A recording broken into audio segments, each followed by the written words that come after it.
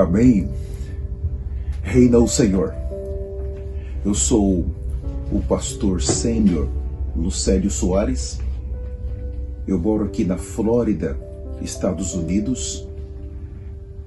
Eu tenho um doutorado por uma das universidades cristãs aqui da Flórida. Eu estou servindo ao Senhor há 25 anos, juntamente com a minha esposa, meus filhos. Eu preguei o Evangelho em 22 estados do Brasil.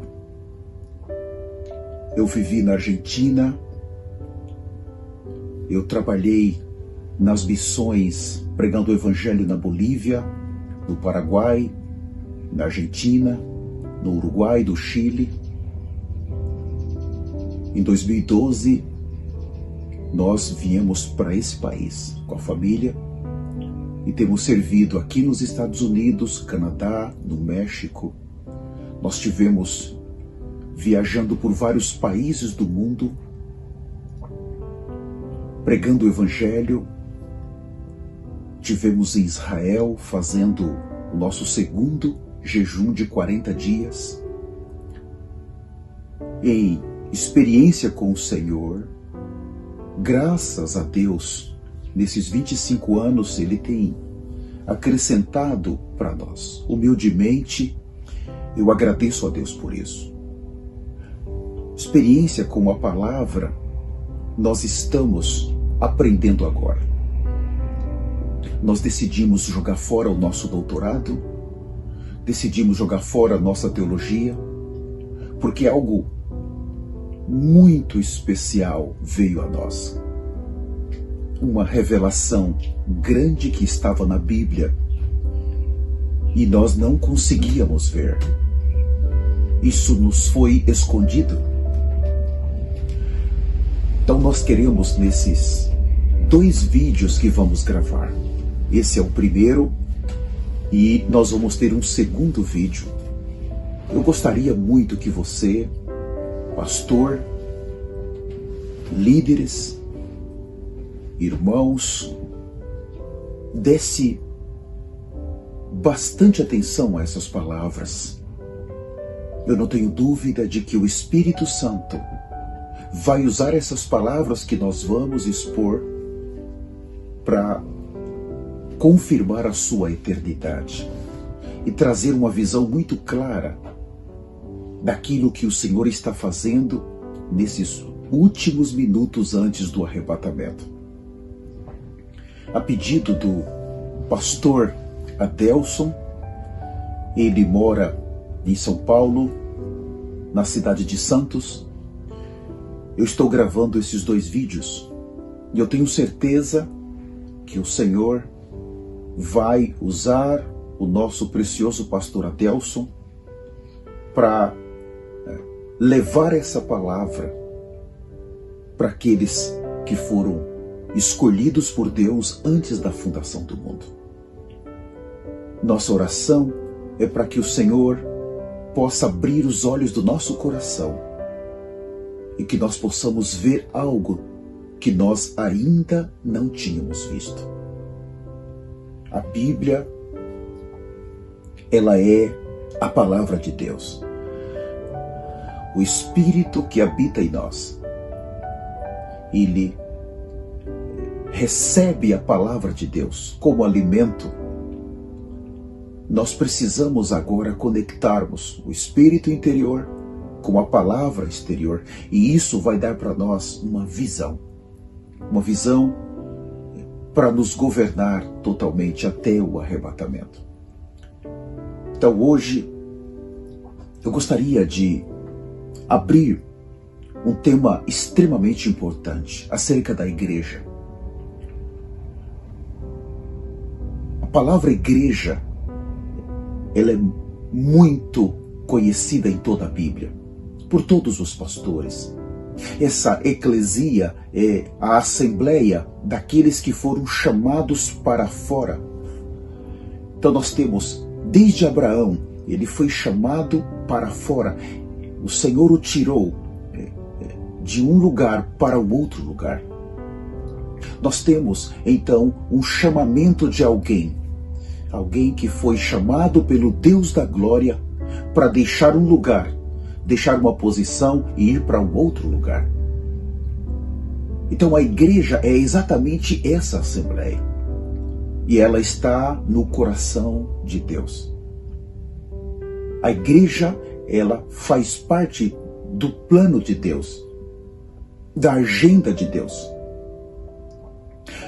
E quando se trata de algo tão peculiar, tão importante para Deus, nós precisamos considerar alguns itens. Por exemplo, a velha criação. Quando Deus criou o sol, a lua, as estrelas, ele usou a sua palavra. E ele disse: haja luz. Todas as coisas vieram à existência por meio da palavra de Deus. As galáxias, todos os planetas. Deus disse: haja, e houve. A igreja, ela é a nova criação. E ela não veio à existência pela palavra de Deus. A igreja, ela veio à existência pela morte e a ressurreição de Jesus. O preço que Deus pagou para gerar a igreja foi muito alto.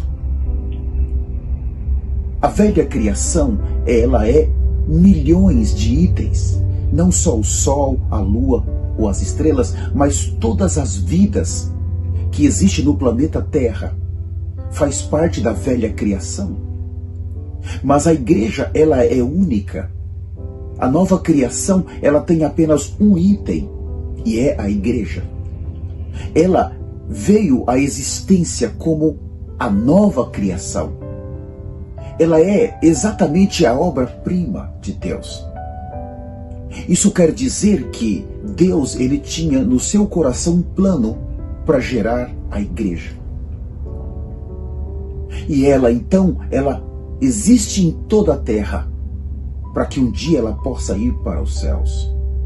A nova criação em ressurreição, ela está sendo preparada para ser conduzida para esse corpo glorificado e entrar na segurança dos céus para todo sempre.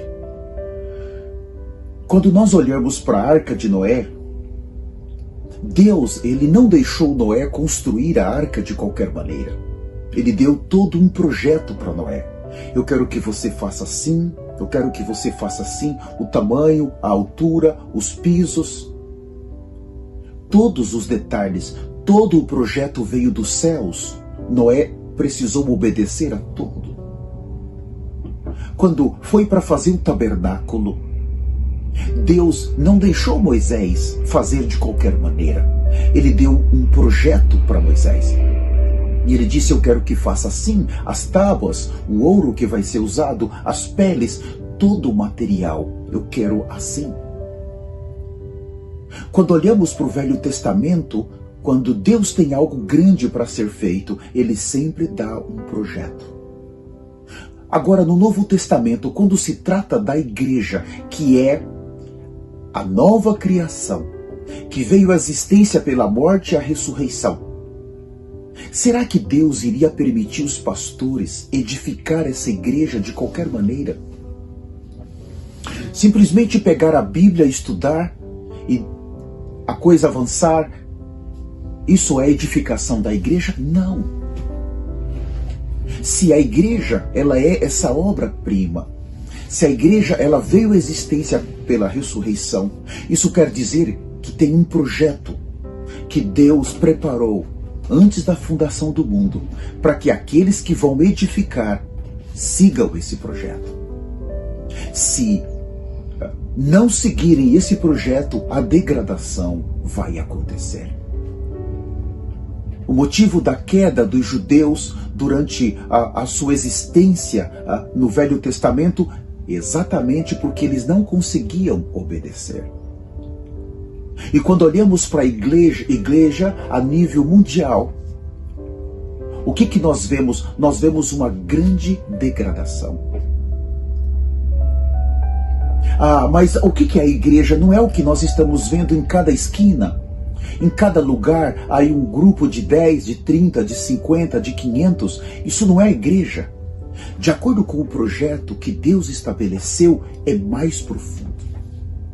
E nessa comunhão, nós queríamos considerar a degradação da igreja. Como ela se degradou, como ela se autodestruiu. Qual é a situação dela atual? Há alguma esperança para que a igreja seja arrebatada?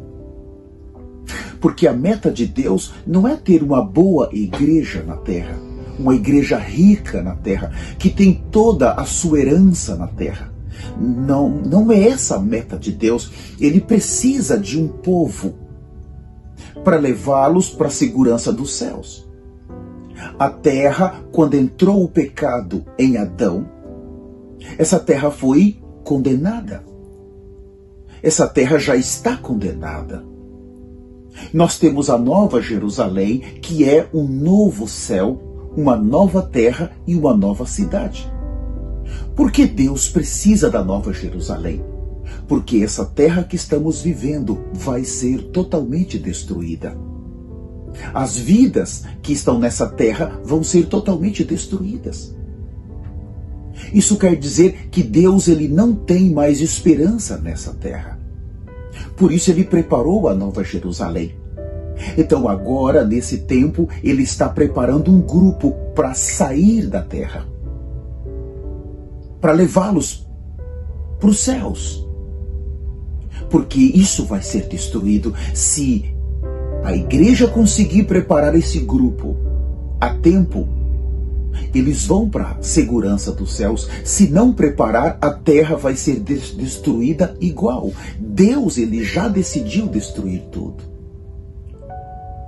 Agora a pergunta é, a igreja dos dias atuais, ela consegue preparar pessoas para serem arrebatadas?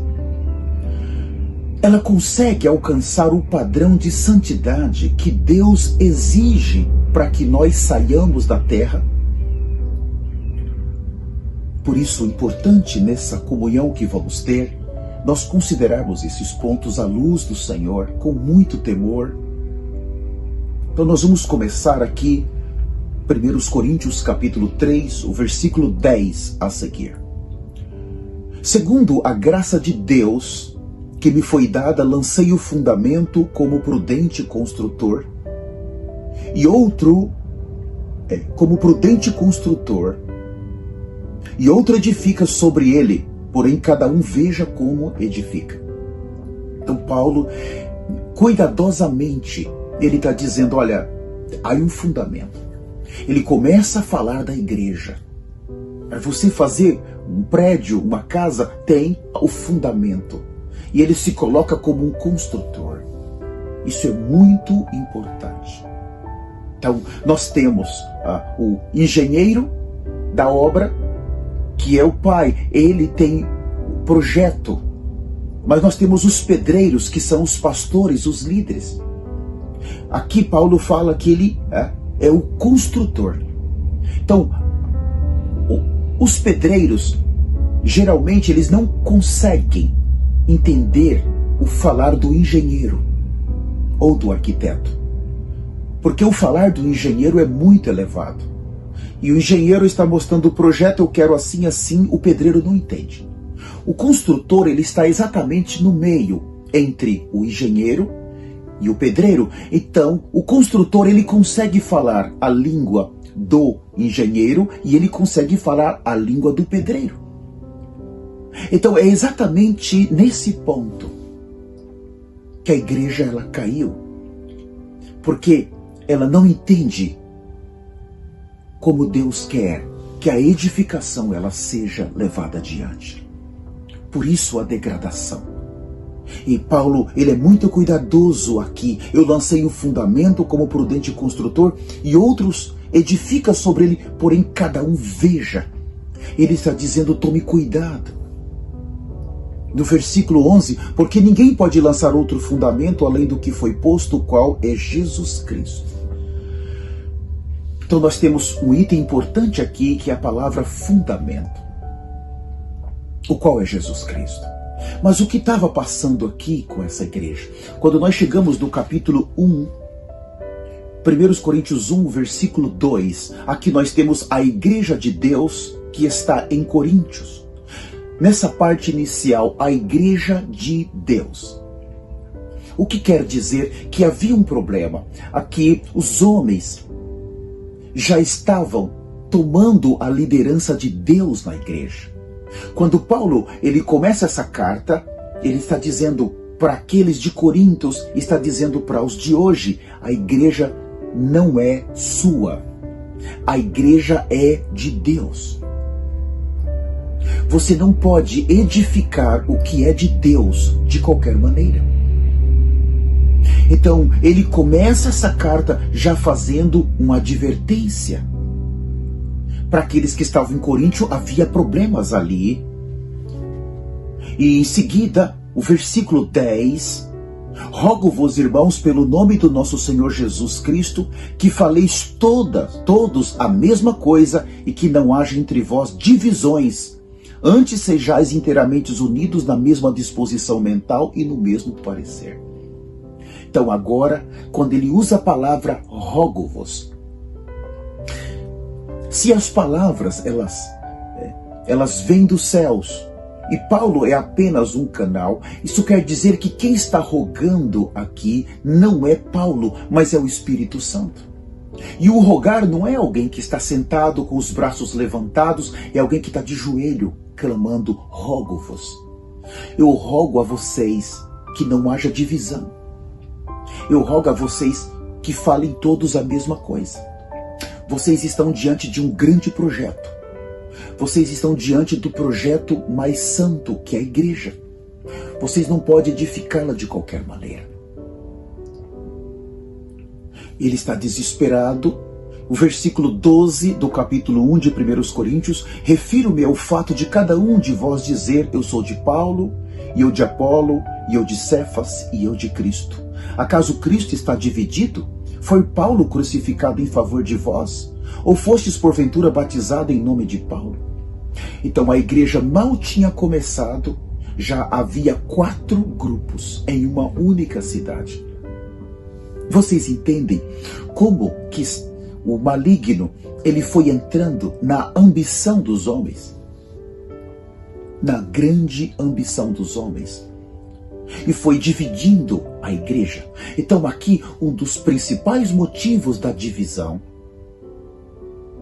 é a ambição pela liderança, é a ambição por estar à frente, é a ambição por querer ser grande. Nesse momento aqui, o rogar do Espírito Santo já não era mais suficiente.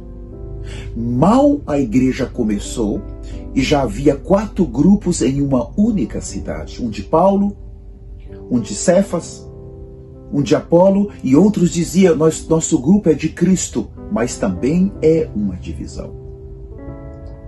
E ele está dizendo, eu lancei um fundamento, vocês precisam ver como se edifica. Hay que tomar muito cuidado.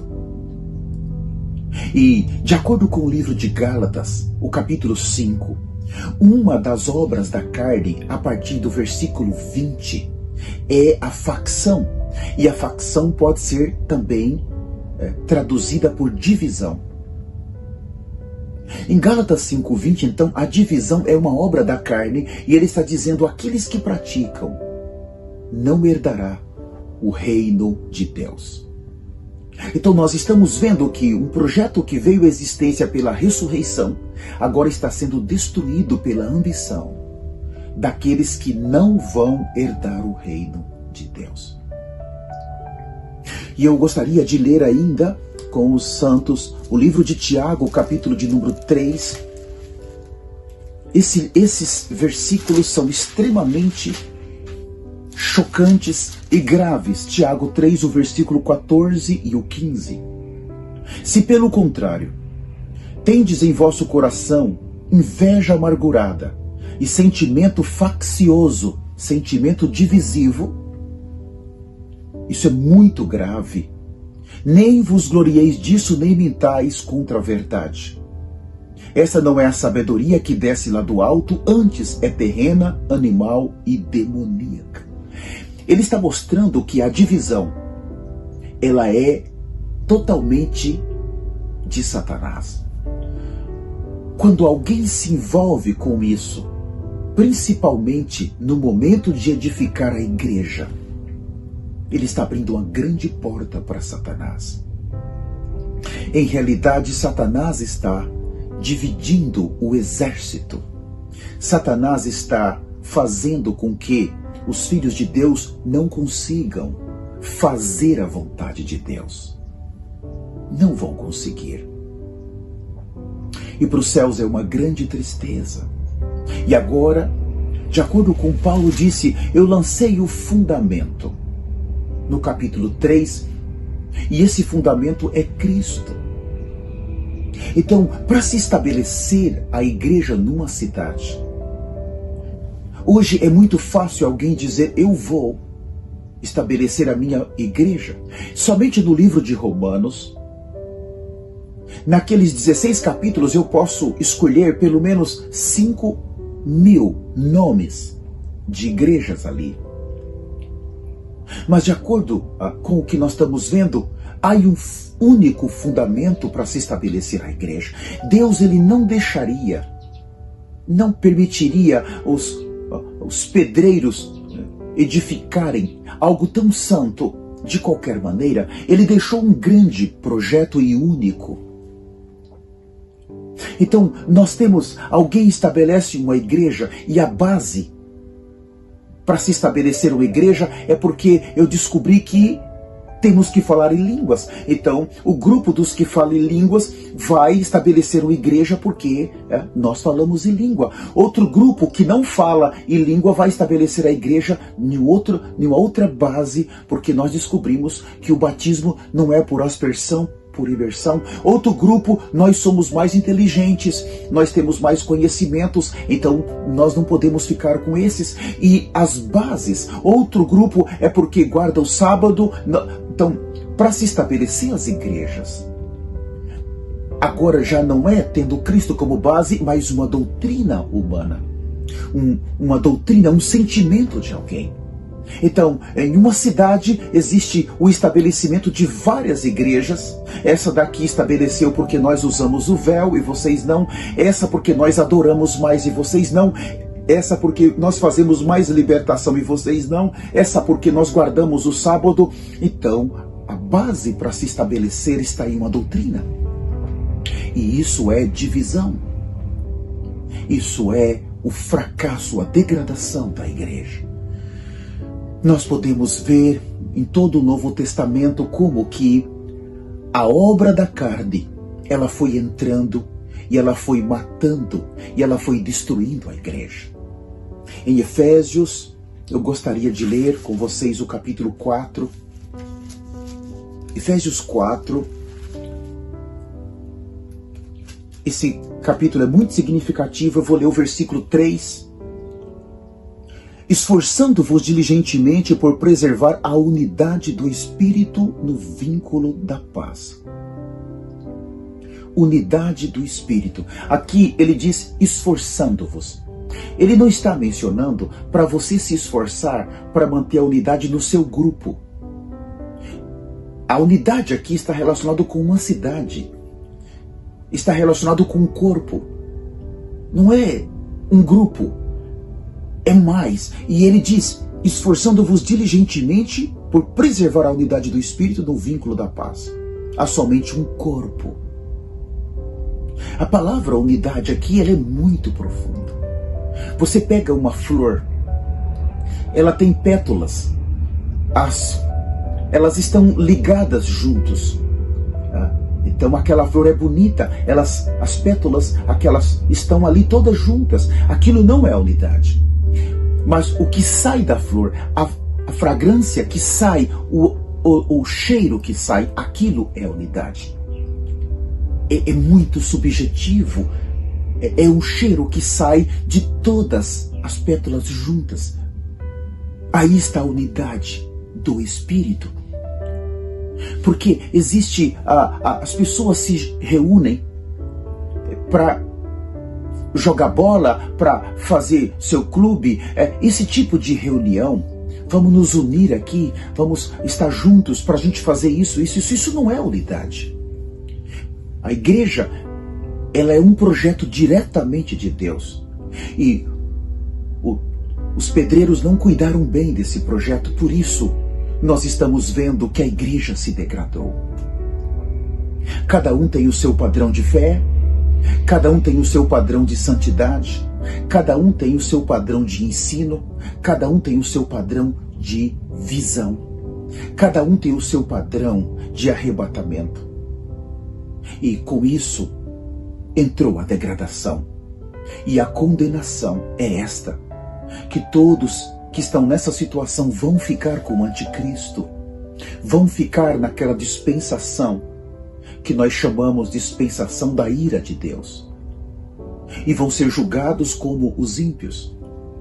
E muitos, por causa de um prato de comida ou de um copo de água, alimentos que serão escassos e controlados, por causa dessa comida ou água, muitos vão receber a marca do anticristo e vão para o inferno por toda a eternidade. Infelizmente, por causa da ambição, as obras da carne se manifestaram. E a igreja, em certo sentido, se tornou um comércio, se tornou uma maneira de se ganhar bem a vida, de se ter um status na comunidade ou no governo. A igreja se tornou um caminho para homens alcançarem níveis de riquezas extremamente elevados.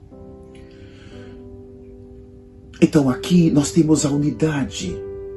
Há um corpo somente e muitos membros. Então o que fazer para edificar o único corpo? Na realidade, o projeto que foi dado por Deus, ele fracassou. Ele não conseguiu ir adiante. Por causa da carne, tudo foi destruído. Por causa da carne, tudo foi destruído.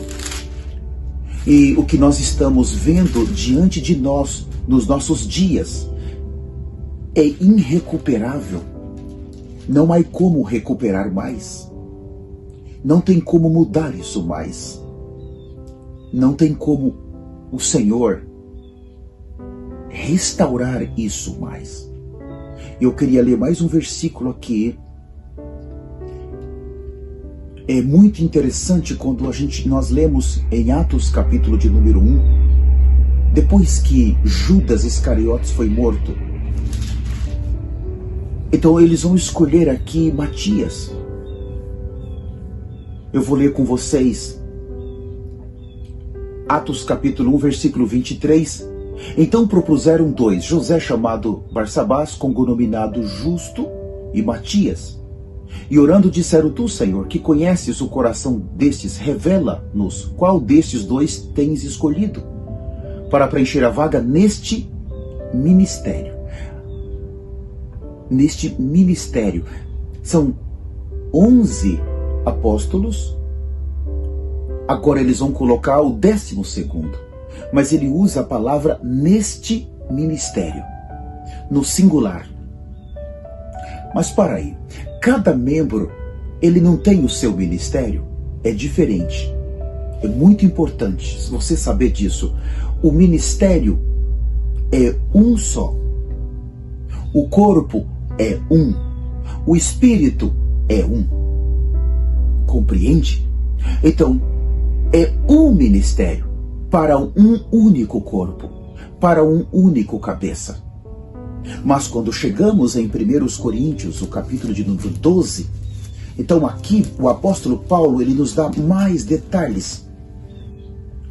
1 Coríntios 12, 25, para que não haja divisão no corpo, pelo contrário, cooperem os membros com igual cuidado em favor um dos outros. Aqui, cada membro, ele tem o seu ministério. O nariz, ele tem o ministério, respirar, filtrar o ar e tantas outras funções. A mão tem o seu ministério. Todo o corpo tem o seu ministério, cada membro tem o seu ministério. Mas os ministérios que tem cada membro, ele é para o ministério. O ministério está relacionado ao corpo de Cristo. E os ministérios, cada um tem o seu. Se o meu nariz, ele tem o seu ministério, mas se não for para edificar o corpo, não serve. Se você arrancar o nariz e colocar no chão, o que vai fazer? Aquele membro, ele perde a sua função. E o corpo fica com defeito. Então, de acordo com o projeto, cada membro precisa usar o seu ministério para edificar o ministério, para edificar o corpo de Cristo. Isso é o mais importante. Agora, cada membro se tornou individualista. O dedo disse, eu quero abrir o meu próprio ministério. Não é verdade? A boca disse, não, eu vou abrir o meu. A perna disse, não, eu abro o meu. Em cada cidade, os membros se dividiram.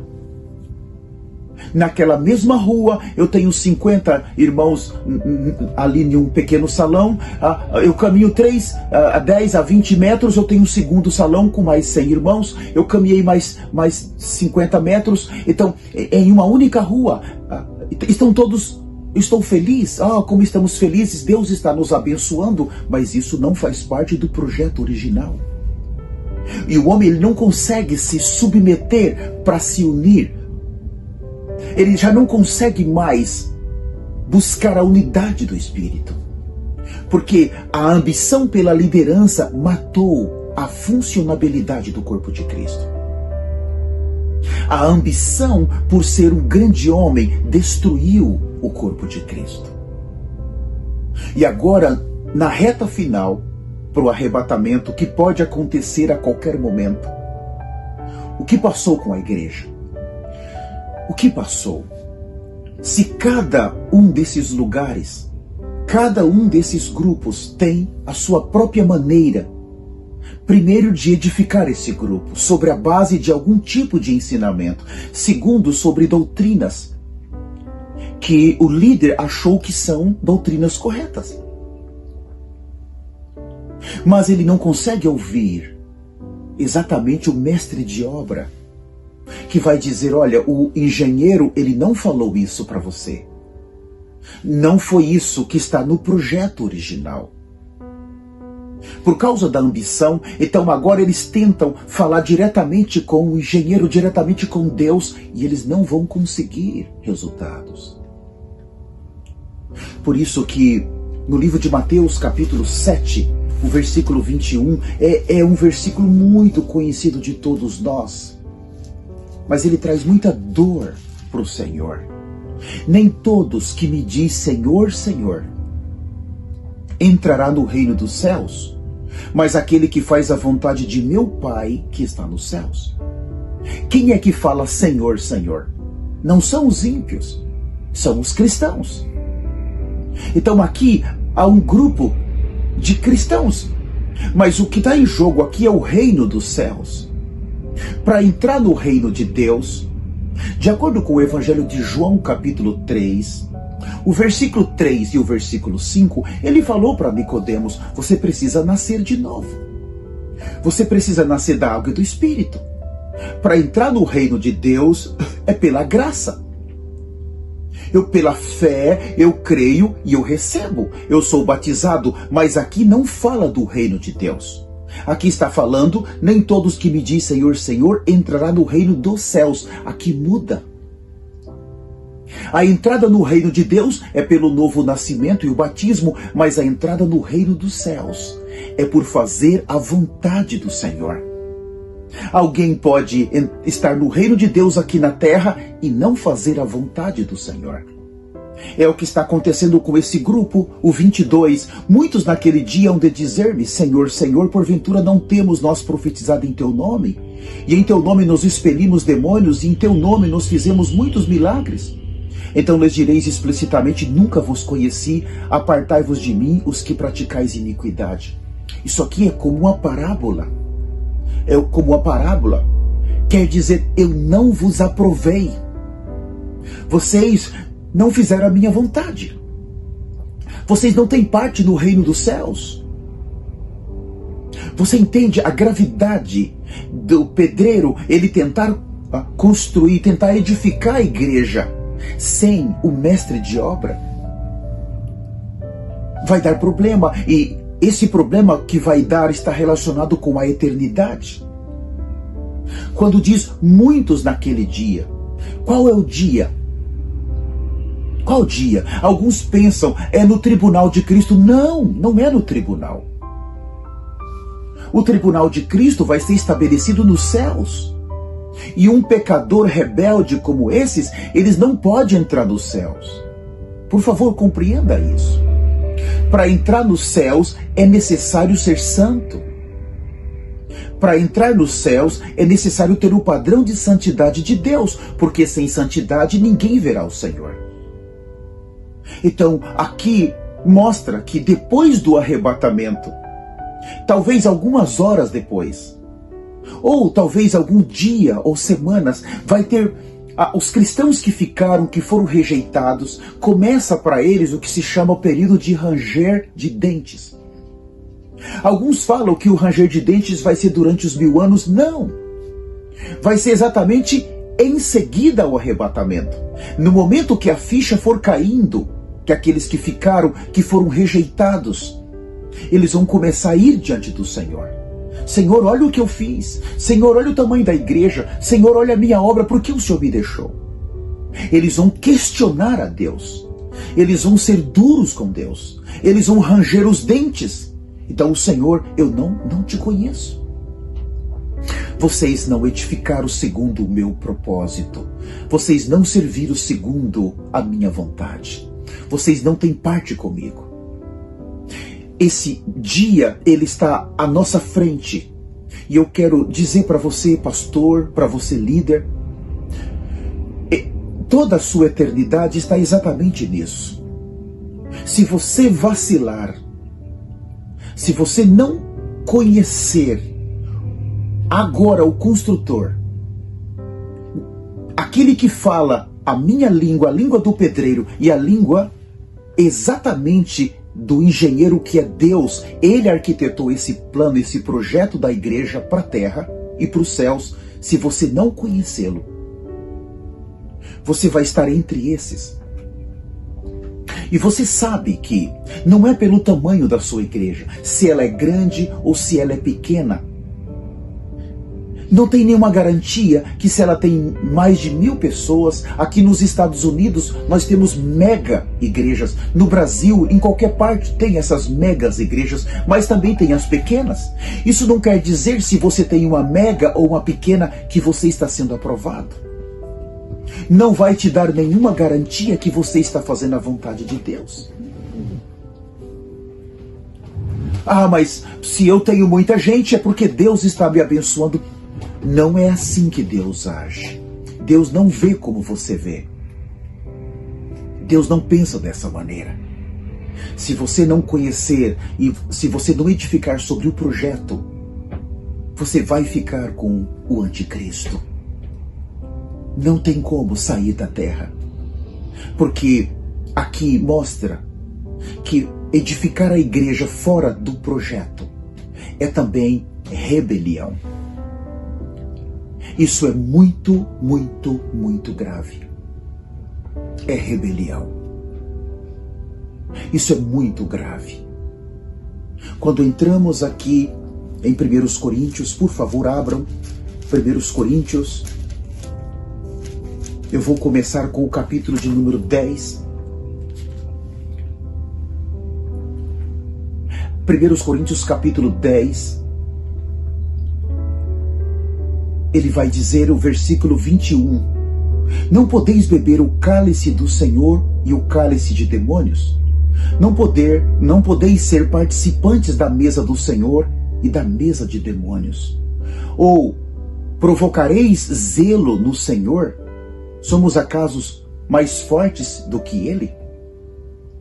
O que passou no capítulo 1? Divisão. Capítulo 3, Paulo está chamando a atenção deles. Eu preciso tratar com esse problema com vocês. E agora ele está mostrando que a divisão nesse corpo, ela não só fragiliza o corpo, como aqueles que se meteram nisso, eles estabeleceram uma nova mesa. Uma mesa para o Senhor. Aí quando chega no capítulo 11, nós temos algo, 11 versículo 3. Aí ele diz assim: quero entretanto que saibais ser Cristo o cabeça de todo homem, o homem o cabeça da mulher e Deus o cabeça de Cristo. Aqui nós temos o encabeçamento universal. Deus está dizendo para aqueles do capítulo 1, a igreja de Deus. Ele está dizendo, existe um encabeçamento universal e não vai ser mudado. Deus, Cristo, o homem e a mulher. Satanás tem lutado para mudar isso. Então, aqueles que são submissos a Deus precisam saber que Cristo é o cabeça da igreja.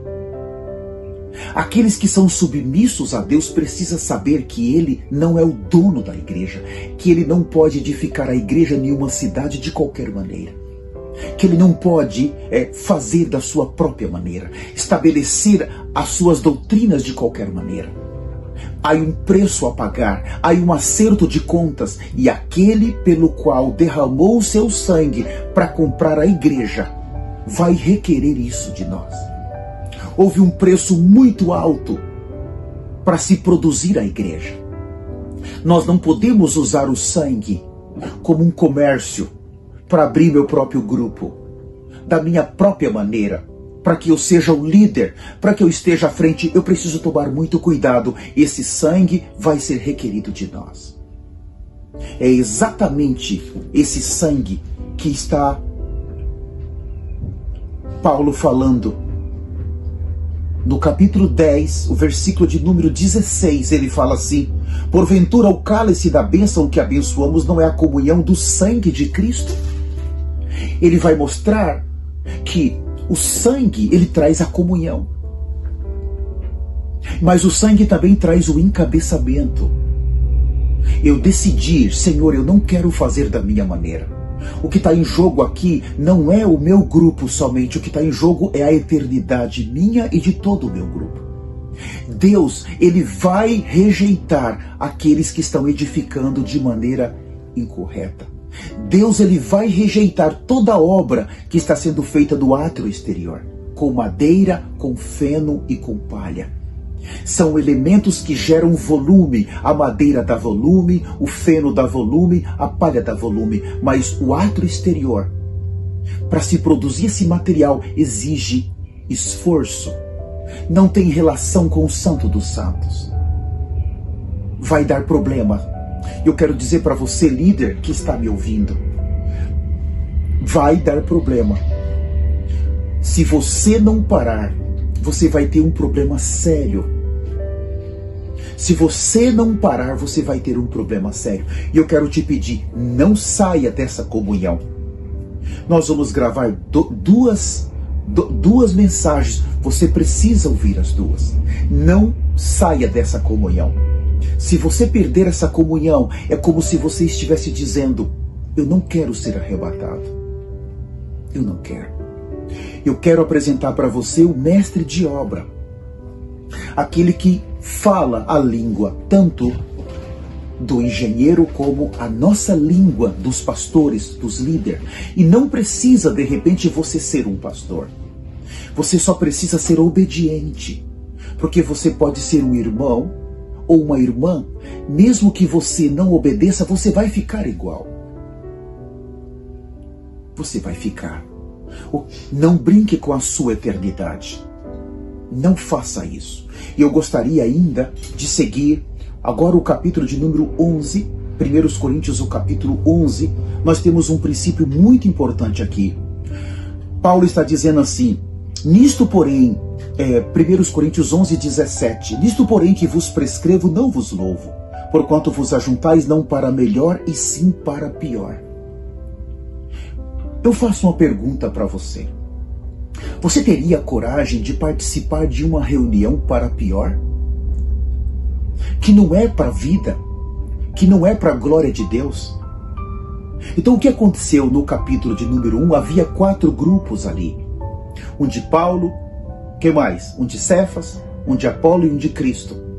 E Paulo está dizendo aqui, vocês estão se ajuntando para pior. Quando o Espírito Santo disse, eu rogo para que não haja divisão, como eles não estão ouvindo, então, ele está dizendo, essa reunião que vocês estão tendo da sua igreja é para pior. Você está participando de uma igreja, de uma reunião para melhor ou para pior? Isso está na Bíblia aqui. E ele fala, o versículo 20, quando, pois, vos reuni no mesmo lugar, não é a ceia do Senhor que comais? Então nós temos aqui a palavra ceia do Senhor, mas no capítulo 10, o versículo 21, não podeis beber o cálice do Senhor e o cálice de demônios. Não podeis ser participantes da mesa do Senhor e da mesa de demônios. Então no capítulo 10 nós temos a mesa, mas no capítulo 11 nós temos a ceia. Isso é muito significativo. Mas entre o capítulo 10 e o capítulo 11 nós temos um encabeçamento.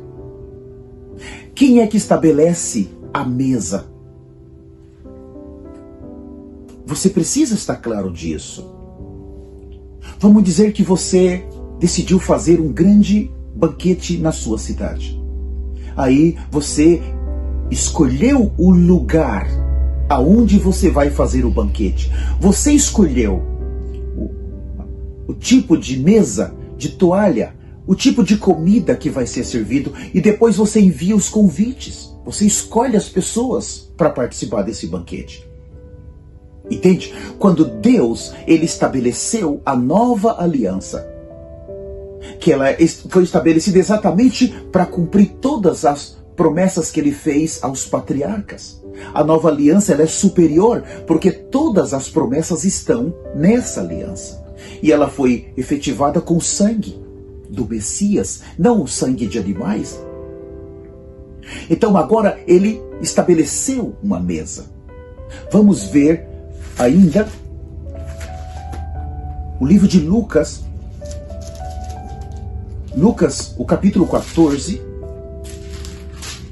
fala assim, Lucas 14, o versículo 15. Ora, ouvindo tais palavras, um dos que estavam com ele à mesa disse-lhe, bem-aventurado aquele que comer pão no reino de Deus. Ele, porém, respondeu, certo homem deu uma grande ceia e convidou a muitos. Veja, havia alguém que estava feliz de comer pão no reino de Deus. Como é que eu faço para entrar no reino de Deus? João, capítulo 3, o 3 e o 5, eu preciso aceitar Jesus e nascer de novo. Quem não aceitar o Senhor não pode entrar no reino de Deus. Mas aqui ele está dizendo, não mais do pão, mas de uma ceia. Certo homem deu uma ceia e convidou a muitos. Todas as vezes que alguém recebe o Senhor, ele recebe já um convite para participar de uma ceia. Então aqui nessa sequência, a hora da ceia enviou seus servos para avisar aos convidados, vinde porque tudo já está preparado. Aí veio um e disse, não obstante todos a um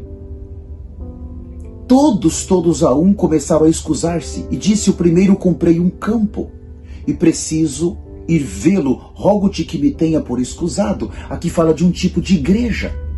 Campo está relacionado com as coisas dessa terra. A igreja terrena.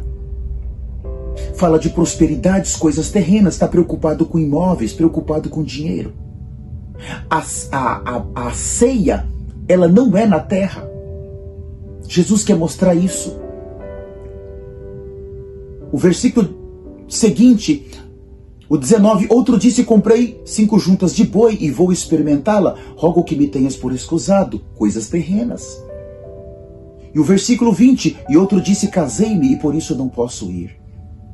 Então, qual é o convite? É para participar de uma ceia. Se você mais uma vez ler as palavras do Senhor no versículo 15, ora, ouvindo tais palavras, um dos que estavam com ele à mesa disse-lhe, bem-aventurado aquele que comer pão no reino de Deus. Todos estão comendo pão. Na divisão não importa, está comendo pão. Mas qual a diferença de um pão para uma ceia? Então o próprio Senhor disse no 16, ele porém respondeu: certo homem deu uma grande ceia e convidou a muitos. Então veja a palavra reino de Deus no versículo de número 15. Reino de Deus. Mas quando você chega agora em Mateus capítulo 22, aqui nós temos já a ceia. Mateus 22, versículo 1. De novo entrou Jesus a falar por parábolas. Veja, parábolas. Dizendo-lhe: o reino de Deus é semelhante a um rei que celebrou as bodas do seu filho. Então, em Lucas 14, ele envia um convite para participar de uma ceia, de uma festa das bodas do seu filho. Entende? Agora, aqueles que fazem parte dessa igreja que se degradou, ele não está preocupado com essa ceia, porque como ele não tem o mestre de obra, ele não está dando muito valor, ele está edificando do seu próprio jeito. E o foco dele são bênçãos terrenas, o foco dele é o bem-estar aqui na terra. O foco dele é as curas. Eu quero o Espírito Santo para curar, eu quero para libertar. Não, não é isso. A igreja não é isso. Isso faz parte, mas no projeto original fala de algo mais precioso. Como é que você vai preparar esse povo para ser arrebatado? Qual é o padrão de santidade que Deus exige primeiro de você e depois do povo? Então agora nós vamos ver aqui que há um problema sério. Porque para participar dessa ceia, você precisa exatamente ter vestes nupciais. Eu não tenho tempo e não quero ler todo o capítulo, vou ler só o versículo 11 de Mateus 22. Entretanto, porém, o rei, para ver os que estavam à mesa, notou ali um homem que não trazia vestes nupciais e perguntou-lhe: amigo, como entrastes aqui sem vestes nupciais? E ele emudeceu. Então ordenou o rei aos seus serventes: amarrai-o de pés e mãos e lançai-o para fora nas trevas, ali haverá choro e ranger de dentes, porque muitos são chamados e poucos são os escolhidos. Isso aqui é apenas uma parábola. O ranger de dentes que ele está mencionando aqui é exatamente para aqueles que vão tentar entrar, mas não vão conseguir. Amigo, suas vestes nupciais onde estão? Cadê suas vestes nupciais? Para você conseguir essas vestes nupciais, para se conseguir essas vestes nupciais é que é a situação. Você não vai conseguir essas vestes nupciais para você, nem para a igreja, se você não conhecer o mestre de obras. Não tem como comprá-la. Você se lembra de Mateus 25? Não tem vestes nupciais para as virgens nécias.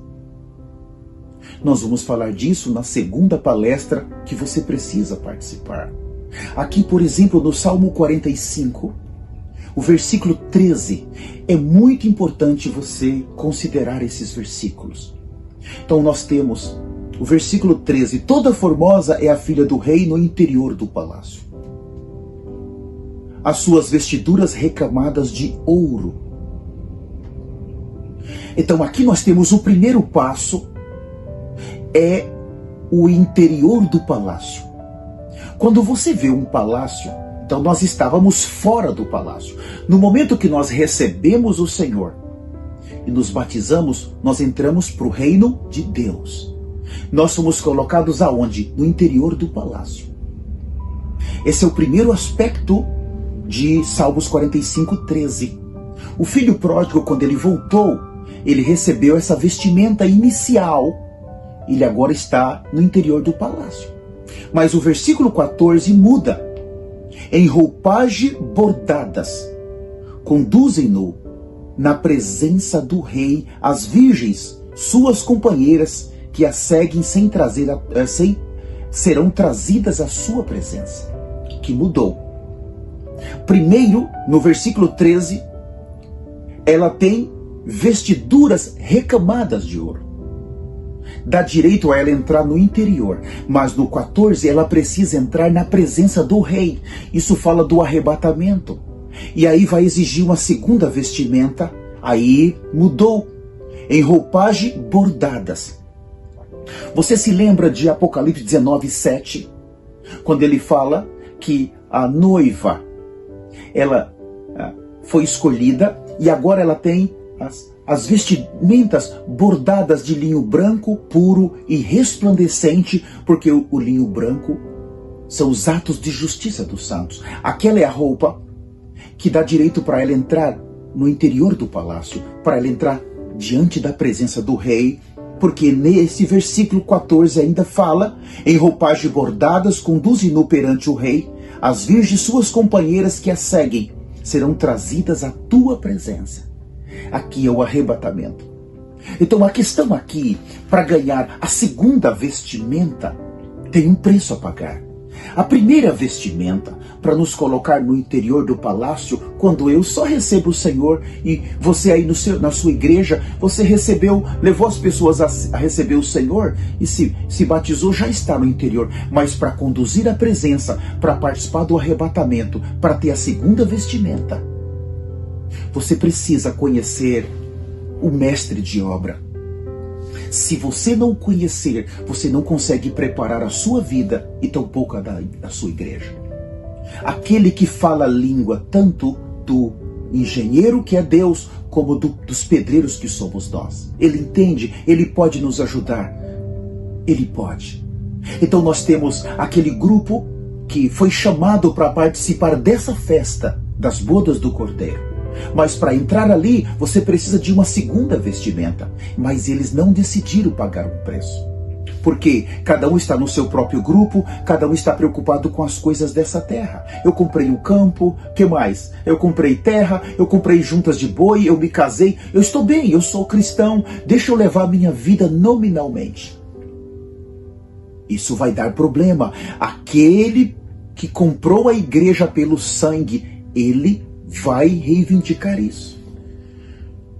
Se preparem, porque o juízo de Deus, ele vem exatamente para os filhos da desobediência. Logo após o arrebatamento, nós temos o período do ranger de dentes.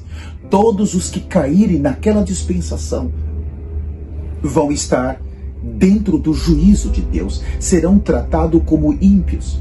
Serão tratados e ali eles vão experimentar as consequências da sua rebelião, as consequências de edificar o que é mais santo da nova criação de qualquer maneira. Isso é muito grave, é muito grave. Então, voltando aqui para Coríntios capítulo de número 10, nós vimos sobre a mesa, e Coríntios 11 nós vimos a ceia. Deus, ele estabeleceu em cada cidade um lugar e ele estabeleceu uma mesa. Então ele está servindo uma ceia. Ele está servindo uma ceia e essa ceia é o próprio Cristo. Ele está servindo o seu próprio Filho para nós. Ele quer dar o seu Filho para nós. Ele precisa dar o seu Filho. Mas quem estabelece o lugar que essa ceia vai ser desfrutada é o próprio Deus. Ele está enviando a carta, aquele disse eu comprei um campo, aquele disse eu fiz isso, ele está convidando todos para essa ceia. E Paulo, quando ele começa a falar dessa ceia, eu vou ler ainda o 1 Coríntios capítulo 11, versículo 23, porque eu recebi do Senhor o que também vos entreguei, que o Senhor Jesus, na noite em que foi traído, tomou o pão. E tendo dado graças, o partiu e disse, isto é o meu corpo que é dado por vós, fazei isso em memória de mim. Fazei isso em memória de mim. Isso é muito significativo. Quando nós vemos o livro de Mateus, capítulo 26, há algo muito interessante aqui que temos que considerar. Mas é tão significativo porque naquela última noite, aqui em Mateus 26, versículo 26, enquanto comiam, tomou Jesus um pão. Comiam o quê? Se você voltar um pouco antes, o Senhor está comendo a Páscoa, a sua última Páscoa. O que quer dizer isso? Que Deus, quando os judeus agora estão sendo preparados para sair do Egito, para deixar o Egito, então Deus estabeleceu uma primeira festa. Nós temos a primeira festa estabelecida por Deus, a festa da Páscoa. E eles comiam essa festa com o cordeiro, com as ervas amargas, com os pães asmos, e eles celebraram essa festa por quantos milhares de anos? Desde o Êxodo até esse momento aqui, Jesus está comendo essa festa da Páscoa. De repente, ele está com os seus discípulos. De repente, ele parou. Ele para. Olha o que ele fez. Enquanto comia, tomou Jesus um pão e, abençoando, o partiu e o deu aos seus discípulos, dizendo: tomai e comei, isto é o meu corpo. A seguir tomou um cálice, tendo dado graças, o deu aos seus discípulos, dizendo: bebei dele, todos, porque isto é o meu sangue, o sangue da nova aliança, derramado em favor de muitos para a remissão de pecados. Veja o que está acontecendo aqui. O Senhor, ele está finalizando uma festa e ele está abrindo uma segunda festa. Ele está inaugurando uma segunda festa. A festa da Páscoa foi a primeira, mas agora que o verdadeiro Cordeiro da Páscoa chegou, aquele era a sombra, agora nós temos a realidade. Agora então ele está estabelecendo uma segunda festa. A primeira festa foi para os judeus da Páscoa, agora a segunda, ele é o nosso Cordeiro Pascal. Ele está estabelecendo essa festa para os gentios, para a igreja dos gentios. E ele está dizendo aqui, essa festa tem o meu corpo e tem o meu sangue. E Paulo está dizendo em 1 Coríntios 11, ele está dizendo: todas as vezes que vocês comerem esse pão e beber esse cálice, anunciai a morte do Senhor até que ele venha. Veja, então, a segunda festa, ela foi estabelecida naquela última noite até que ele venha. Mas agora ele vai estabelecer uma terceira festa. Ainda em Mateus 26, o versículo 29, e vos digo que desta hora em diante não bebereis deste fruto da videira até aquele dia em que hei de beber de novo conosco no reino de meu Pai. Então, nós temos a terceira festa. E essa terceira festa vai acontecer no reino de meu Pai. É justamente as bodas do Cordeiro. Então, eu volto a dizer, a primeira festa ocorreu do livro de Êxodo até a última noite. A festa da Páscoa, esta foi para os judeus. A segunda festa foi estabelecida como a nova aliança para a igreja fazer em memória dele. E já tem 2000 anos que a igreja está na terra, o tempo dos gentios, que é essa lacuna entre as 69 semanas de Daniel. Nós entramos nessas 69 semanas porque houve um stop. E assim que a igreja verdadeira que conheceu o mestre de obra, assim que o Espírito Santo levar essa igreja, vai começar a última semana de Daniel. Nós fomos enxertados exatamente aí. Deus teve misericórdia de nós, porque se corresse as 70 semanas de Daniel, teria acabado toda a chance para nós. O Senhor tinha morrido, ressuscitado, os judeus recebiam o Senhor, eles iriam ser arrebatados e acabou para nós. Mas por causa das promessas que ele fez aos patriarcas, ele parou nas 69 semanas e nós somos enxertados aí. Já temos 2000 anos esse enxerto. E os judeus estão desesperados, esperando que eles voltem, esperando que o templo deles venha a ser construído. Mas o Senhor está finalizando essa dispensação dos gentios, da igreja dos gentios. Então logo essa dispensação, a igreja é preparada, ela vai sair e o Senhor então vai se voltar para os judeus. Nós vamos ver isso na próxima mensagem, você não pode perder. Então o que você está perdendo aqui? A primeira festa não foi para nós, Mas a segunda festa foi dada para a igreja. E a terceira festa é para aqueles que fazem a vontade de Deus. Você está pensando em participar da festa das bodas do Cordeiro? É possível, mas eu quero dizer para você, com muito temor, se você não conhecer o precursor, se você não conhecer o mestre de obra, infelizmente você e a igreja vão ficar. Ninguém entra. Não entra. Então nós temos a mesa do Senhor, nós temos a ceia do Senhor estabelecida, nós temos o encabeçamento do Senhor.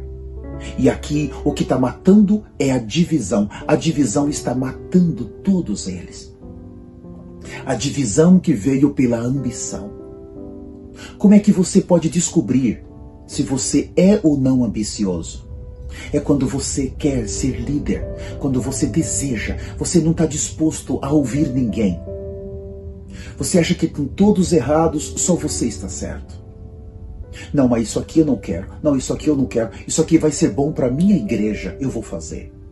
Não, eu quero trazer esse pregador porque ele vai ajudar a igreja a prosperar. Não esse. Mas se alguém fala a verdade, pede para ter mudanças na sua igreja. As vestimentas das mulheres está inadequada. O seu sacerdócio não está adequado. Se alguém chegar e falar isso, o senhor não vai aceitar. Se alguém falar que o senhor está edificando errado, o senhor não vai aceitar. O que é uma pessoa orgulhosa é quando ela decide ser como Laodiceia. Eu já tenho tudo. Estou abastado, sou rico. Por que eu vou precisar de alguém? Por que eu preciso dessa palavra? Eu estou falando certo? Eu estou desenvolvendo as coisas certas? Eu não preciso. Eu vou até o arrebatamento e vou ver o que vai dar. Lembre-se, aqui, quando Paulo segue falando, ele diz, por isso, capítulo 11, versículo 27, por isso aquele que comer o pão e beber o cálice do Senhor indignamente será réu do corpo e do sangue do Senhor. Réu. O que é ser um réu? Alguém que foi exatamente julgado e condenado. Você vai ter que ir para lá agora. Então aqui fala de divisão. 4 grupos tinham. Na sua cidade, quantos grupos tem? Quantos grupos já tem na sua cidade? Tem muitos, né? Então, comer o pão e beber o cálice indignamente. Aqui não está relacionado a pecado. Está relacionado à rebelião. É mais profundo do que um pecado. O pecado se trata com sangue, mas a rebelião, o sangue não trata. Você conhece o passado, na época, como que os rebeldes eram tratados por Deus. Dividir o corpo de Cristo e edificar da nossa própria maneira é uma rebelião. Eu quero que você saiba, nunca um rebelde pode sair dessa terra. Ele precisa ser julgado. O Senhor olha para baixo e está vendo uma rebelião. Qual foi o caminho que a igreja escolheu para cair? A rebelião, e ela entrou por meio de obras da carne. E Satanás está aplaudindo. Esse tipo de igreja não causa impacto no reino de Deus.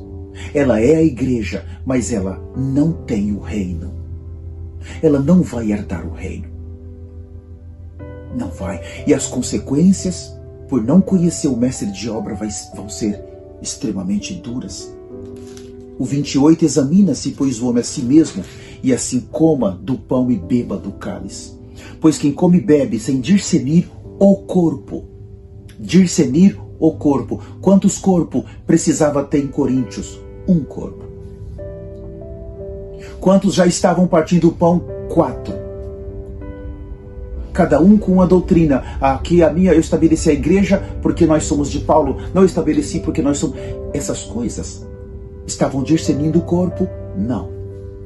Então estão comendo para juízo. Por isso que Paulo fala no capítulo 11, versículo 17. Nisto, porém que vos prescrevo, não vos louvo, porquanto vos ajuntais não para melhor, e sim para pior. Isso é muito grave. Então, a degradação da igreja. ela ocorreu. Nesses 2000 anos ela foi caindo. E em nossos dias a degradação entrou e as obras da carne manifestaram nesses dias. Nesse primeiro vídeo eu estou apresentando pelo menos alguns princípios de como a igreja se degradou, como ela já não atende mais à necessidade do Senhor, como ela já não representa o Senhor. Mas para aí, eu estou expulsando demônios, eu estou vendo milagres na minha igreja. Mateus 7:21, todos estavam fazendo aquilo, porque no nome do Senhor há um poder, mas isso não quer dizer que você esteja fazendo a vontade do Senhor. Eu estou pregando. Fazer a vontade do Senhor é diferente. É diferente. É muito mais do que isso. Edificar a casa sobre a rocha está relacionado em fazer toda a vontade do Senhor. Está relacionado em receber esse convite, tomar a cruz, para poder caminhar em direção ao arrebatamento. Aqui, quando olhamos o capítulo 10 e 11 de 1 Coríntios, nós vemos uma tremenda rebelião. Uma rebelião contra o governo universal. Uma rebelião contra a administração universal. Quem toca no encabeçamento está tocando na glória de Deus. Está tocando no próprio Deus. E eu quero dizer com muito temor, pastores, líderes, rapidamente, parem o que vocês estão fazendo. Considerem urgentemente o que vocês estão fazendo. Urgentemente. Na nossa segunda comunhão, nós vamos apresentar então quem é aquele que fala a língua do engenheiro Deus e a nossa língua, que entende, que nos ajuda, que foi enviado por Deus para a terra para nos ajudar. Eu quero te orientar, não perca essa segunda comunhão. Se você perder a segunda comunhão, você está perdendo a grande oportunidade do seu arrebatamento. Não faça isso. Nós amamos você, amamos a sua igreja, amamos o seu ministério. Mas se prepare, se você não se preparar, nós vamos ter uma separação eterna. E a separação eterna é essa. Um grupo vai estar chegando nos céus, depois os 1000 anos e depois a Nova Jerusalém. E outro grupo vai direto para o inferno, depois para o lago de fogo e enxofre. O ser humano, criado por Deus, ele não morre. Você sabe disso. Esse corpo, um dia ele vai desaparecer. Mas a vida, ela segue. Se daqui a 50 anos você me procurar na Terra, você não vai me achar aqui na Flórida. Por quê? Eu não vou estar mais na Flórida, mas eu vou estar vivendo em outro lugar. Ou no céu, ou no inferno. O rico e o Lázaro, eles simplesmente deixaram esse corpo, mas eles foram viver em outro lugar. Um está agora sobre a proteção do Pai, e o outro vai passar toda a eternidade sendo atormentado. Não brinque com a sua eternidade. Todos os que estão edificando fora do projeto original, o Senhor enviou o mestre de obra para chamar. Existe uma voz na terra que está gritando, está fazendo um chamamento rápido para todos saírem rapidamente. Aqueles que querem ser arrebatados precisam rapidamente ouvir o mestre de obra. Eles estão gritando para nós deixarmos toda essa apostasia, toda essa destruição no corpo de Cristo, toda. E eu quero finalizar esse primeiro comunhão nossa no livro de João, o Evangelho de João, capítulo 10. Fala assim, aqui nós já temos a chegada do mestre de obra. Ou seja, olha o resultado que aconteceu. João 10, versículo 1, em verdade vos digo, O que não entra pela porta no aprisco das ovelhas, mas sobe por outra parte, isso é ladrão e salteador. Então, aonde que as ovelhas estão aqui? Curral ou aprisco? Tem tradução que é curral, outra aprisco, outras redil. Versículo 2, aquele porém que entra pela porta, esse é o pastor das ovelhas. Entra pela porta. Versículo 3, para este o porteiro abre, as ovelhas ouvem a sua voz. Ele chama pelo nome as suas próprias ovelhas e as conduzem para fora. É exatamente isso. A degradação, ela foi tão grande na igreja dos dias atuais, que o mestre de obra, ele veio exatamente para preparar o caminho do Messias. E agora nós vemos ele indo nos apriscos ou nos curral, aonde nós temos as nossas igrejas. Em alguns casos, aqui já mostra que o pastor foi rejeitado. O Senhor não quer mais ele. Mas ele vai lá, abre a porta, ele entra lá e chama. Se você tem 10 ovelhas, de repente ele está chamando 2 pelo nome. E ele está tirando da sua igreja. Entende?